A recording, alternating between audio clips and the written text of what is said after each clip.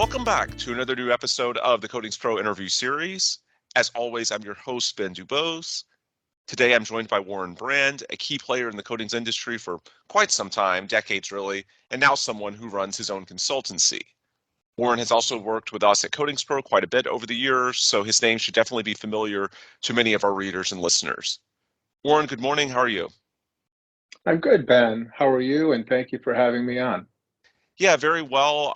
As always, appreciate you for taking the time. And before we go into some of your new ventures, I think a good place to start would be if you could just give our listeners some background as far as your career in the industry. And for anyone who might not be familiar with Warren Brand, what's been your experience over the last few decades?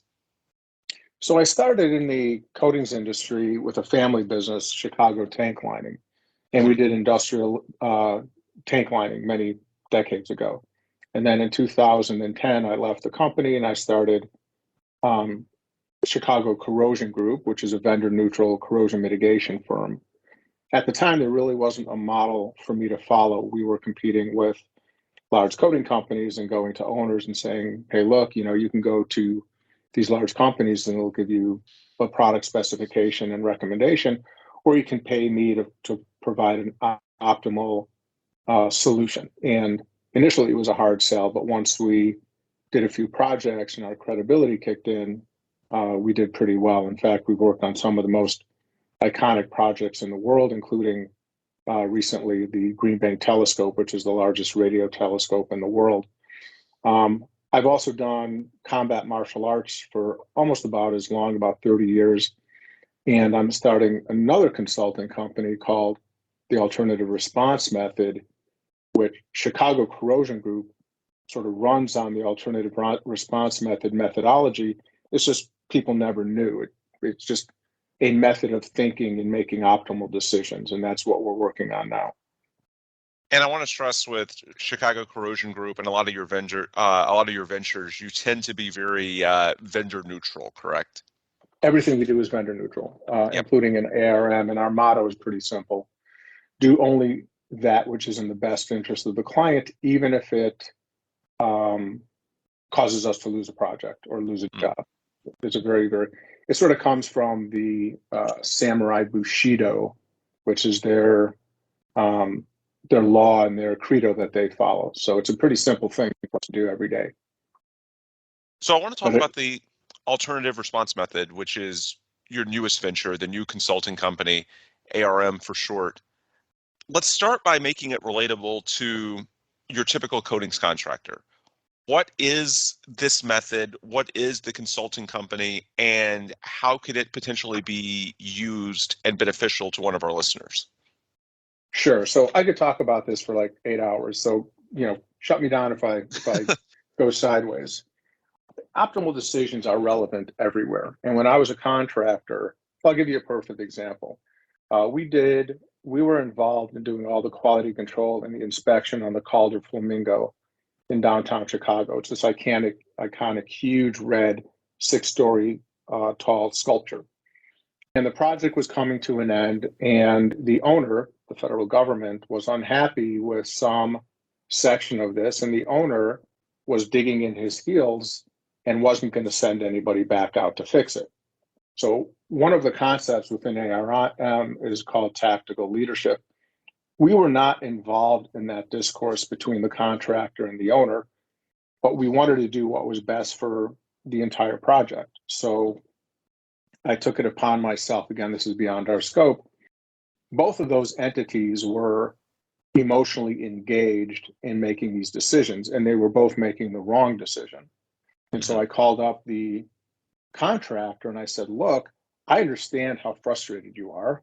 I used to own my own contracting firm, but you're being offended is not a good business decision, nor is it a good business model to follow. Right. And I said, again, I used to be a contractor. You can send 2 guys down there for 4 hours. It's going to cost you a couple of grand. And then you get paid in full. If you don't do that, they're going to retain 20%, and you're going to leave a really bad taste in their mouth rather than coming across as a hero and getting paid on time. And so I was able to talk him down and help him make an optimal business decision, which is separate from his ego and separate from his emotions associated with an optimal decision. And we do that all the time. I call it the binary nature of decision making. And there's a whole bunch of, like, we determine what is what variables are decisional and what variables are non-decisional. In that case, his emotions and everything were non-decisional. I can give you another example if you'd like. Oh yeah, In terms sure. of Yeah, so we anything that I think illustrates sort of the concrete nature of it, because I think that's where there can sometimes be a disconnect, is trying to, take these concepts and make them applicable in the field and to some of the real life decisions. So the real life decisions very often. I'll give you another example.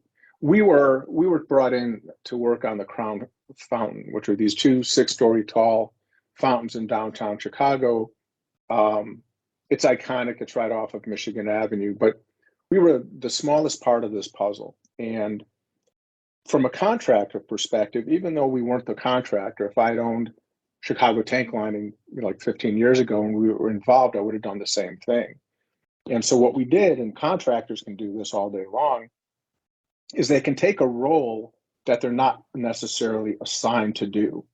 So there were 6 or 8 different vendors involved in the project, and it was everything from HVAC systems to lighting to waterproofing to water filtration pumps, just a very, very complicated, a lot of different variables. And we were just brought in to look at the waterproofing membrane and the corrosion within the 2 towers. Interestingly, the solution for the corrosion, we decided to dehumidify the space rather than paint, but we can talk about that later if you want to. So the owner was sending out these emails to the various vendors, and they're busy. We're all contractors, we're busy.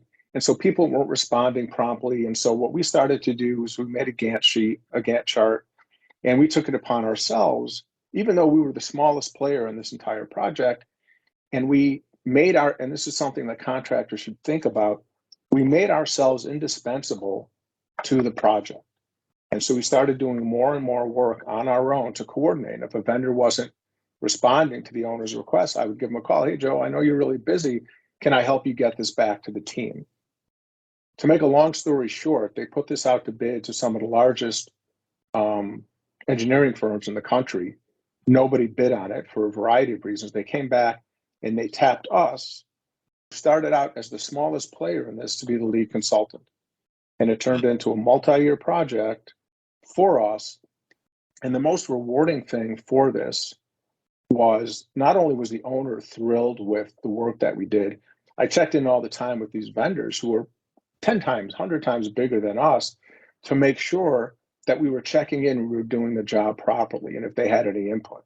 And so from a contractor's perspective, and we used to do this all the time, Chicago Tank Lining was the only firm I've ever heard of to offer 10-year unlimited guarantees on our coating work. So if we did a water tank and within 10 years time you had a blister, we would come back and fix it for free. So contractors can be very astute at listening to what the owners want and taking a little bit more responsibility for an overall project, where I think some contractors tend to want to, focus in only on their portion of it. And I had issues with inspectors too. We get an inspector out on a job. I'm an ACE3 and a PCS. I had a lot of issues with this years ago, where you'd have an inspector on a site who's just supposed to be monitoring things, and he sees something where he could add value to the overall project. And I've talked to dozens of inspectors who said, oh, I'm not going to tell them how to do it better. That's not my job. Part of what ARM does and CCG does is this element of, and it sounds silly, but there's a place for kindness within business, doing the right thing for the overall benefit of the project. And so I think contractors, if they were more focused on the overall benefit of the project, that might benefit them. And also, like I said earlier, being a contractor is tough work. And we can get upset and we can get emotionally engaged. Every time we get emotionally engaged, our ability to intellectually process information and our ability to make good decisions declines. And let me just give you a quick example. I went I was talking to a Delta operator who did multiple tours in Iraq and Afghanistan, and we went shooting together. And we were talking about, somebody who can shoot at a paper target, that's fine. But then when they get into combat, that ability drops substantially. When a contractor is in a situation and the owner is mad and people are starting to get upset, we have a thing within ARM called capacity. If the contractor can find a way to stay calm, he'll be able to like almost magically direct the nature of the entire conversation towards his benefit. And again, within ARM, there's this idea of calm is contagious. So we were Hmm. working on a fountain in Pittsburgh, and it was a very complicated situation. There was staining on this beautiful granite, and we were into it for like 6 weeks, and then there was different information, and the owner got online, and he was very upset and very frustrated. And I took the lead, and I talked very slowly and calmly, and I said, "Look, and contractors can do this every day, right?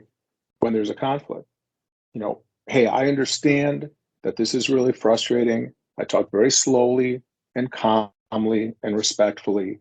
And I said, the facts that we have today were different than the facts that we had 6 weeks ago.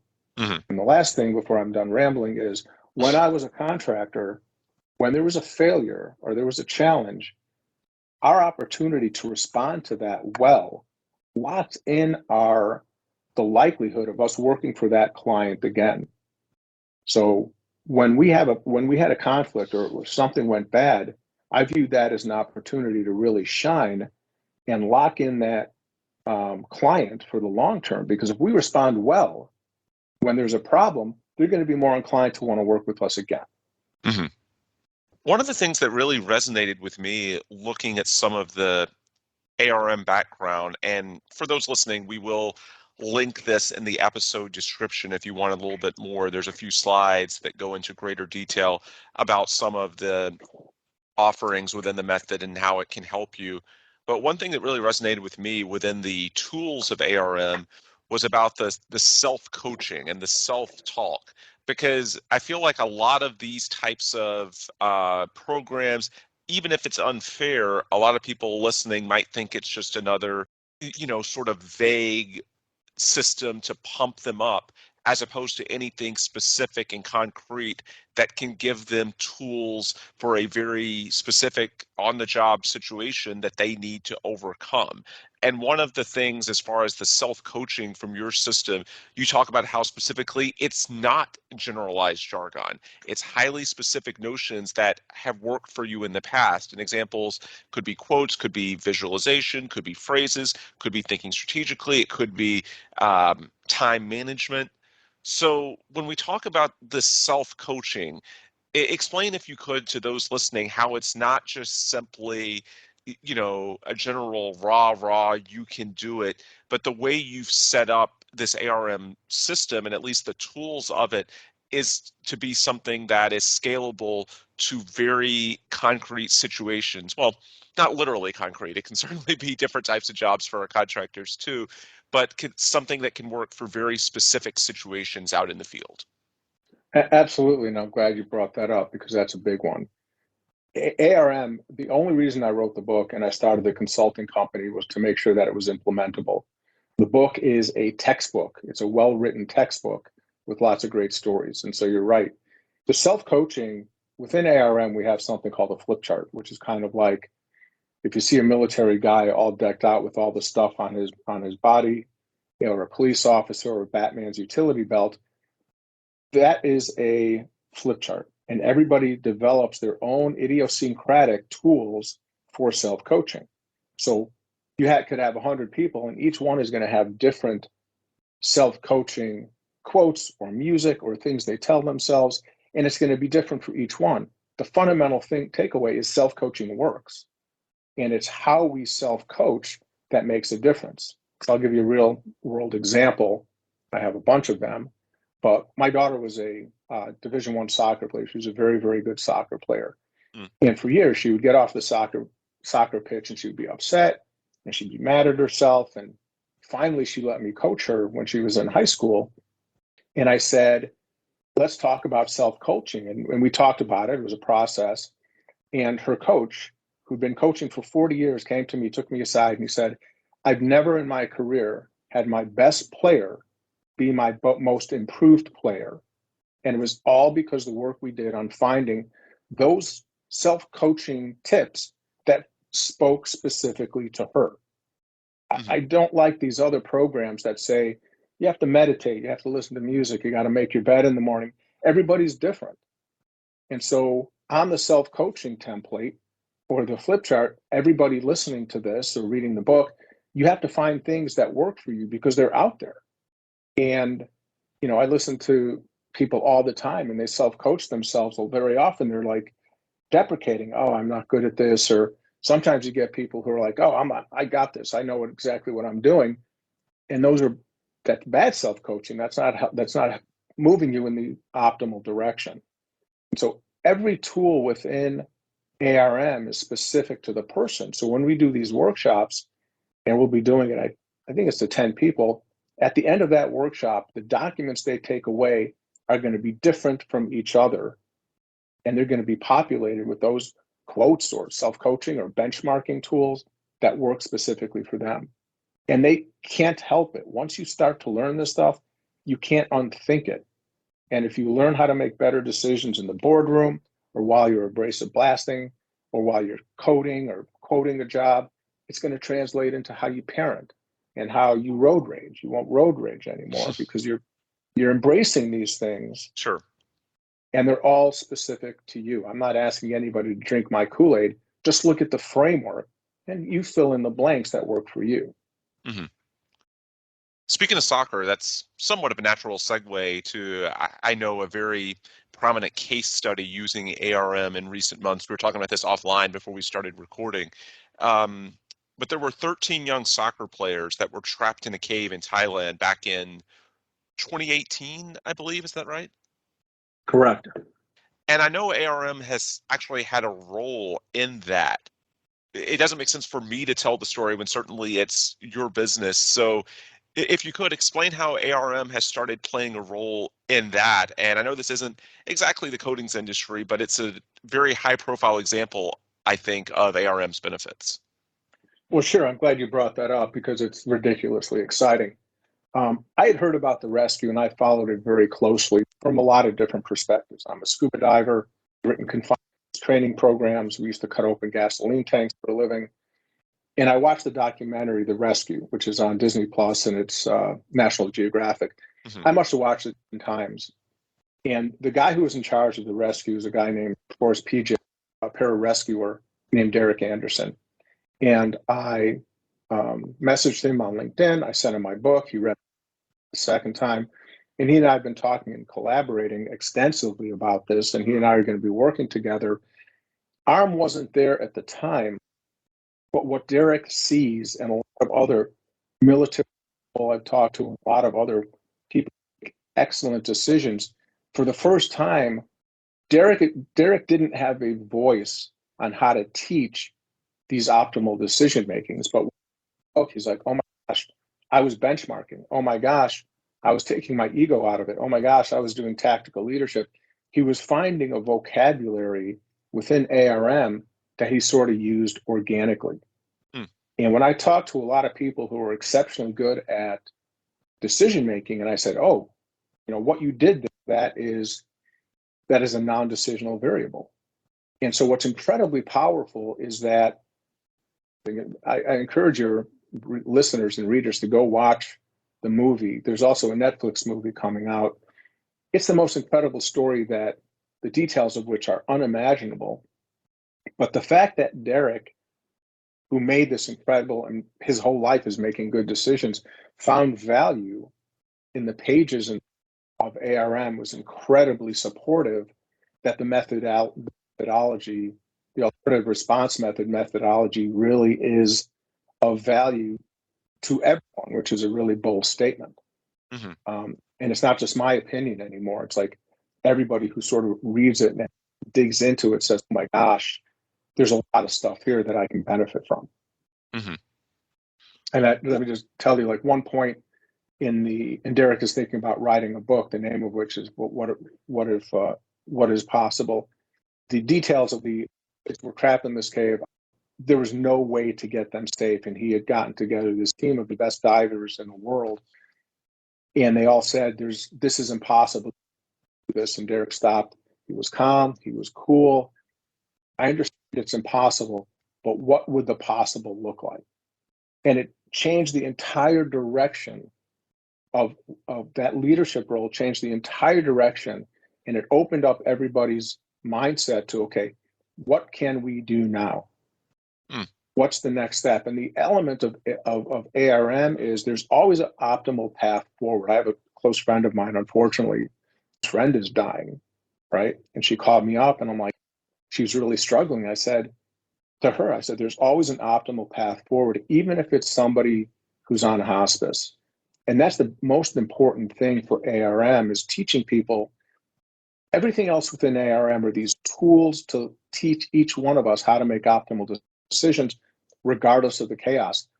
And if you watch the movie, the chaos is, if it was fiction, you wouldn't believe it. Let me put it that way. If somebody wrote this you wouldn't believe it, as it would have been ridiculous. Did that answer your question? I think I railed on a little bit. Yeah, I think so. Okay. For anybody that's got more questions, I know we've done an overview of this for the last 20 minutes or so, but what's the best way that they can learn more or potentially reach out to you about it? So you can buy the book, and the book, I have to say, it's very well written now. The first book was over 450 pages. Thanks to a team and publishers, it's half that. And it's well written. When it first came out, it was an Amazon bestseller, so you can buy the book on Amazon. Or you can, it's also an Audible. And if anybody wants to, we're happy to do, an hour-long PowerPoint presentation to individuals or teams. And you can hire us for ARM implementation services. And there's so many different flavors of it. We can improve human resources. We can improve. It's kind of like a flashlight. Anywhere you shine ARM, you're going to learn how to make better decisions. And the other great thing about ARM is it doesn't require ongoing support.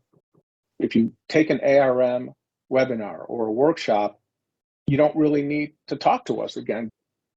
You've learned how to implement them. You're beyond an ARM, hire us for, 6 years. It's a month, it's months, it's 5 days, and you're good to go. You're off to the races, and you really don't need any additional support. But the easiest way is the book or the audiobook, or shoot me an email, call. Before we sign off, I do want to ask you about some of your corrosion industry work specifically. I know recently you guys just completed your portion of work for the largest movable structure on Earth, the Green Bank Telescope, which is the largest radio telescope, correct? Yes. So what was that like? What were some of the lessons learned, if any, from the work that you guys just got done on that project? An unbelievable project. I ever shut it down, and they shut it down for me. And then as soon as we got off, they started to move it, which is just an astounding to see.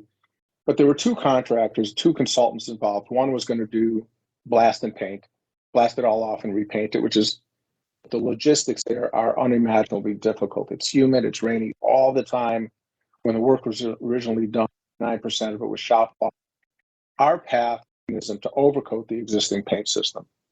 And that was right up ARM's alley and CCG's alley, because it was just simply what variables matter, what are decision variables and what are not, and back with some alternatives.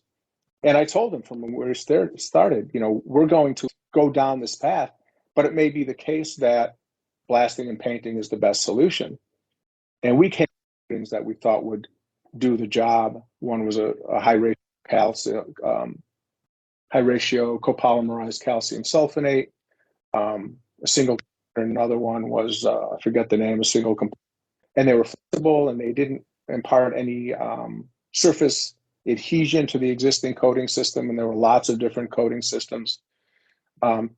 They ended up going with a blast and coat system for reasons and a lot of other reasons. And I supported it because if they get a good blast and coat system in there, they should be good for 30 or 40 years. Where if they did our direction, there was almost certainly going to be some requirement for maintenance And then it was interesting. We even started to talk about the evolution of drone inspection services and the evolution of drone paint application. Because if they have something 450 feet in the air and it needs a touch up, can you send up a drone, clean it off and coat it? Even though they didn't go with our proposal, I was on board with the fact that a better solution was blasting and coating it. Mm. Yeah, that's pretty interesting. And I guess it worked out successfully for them?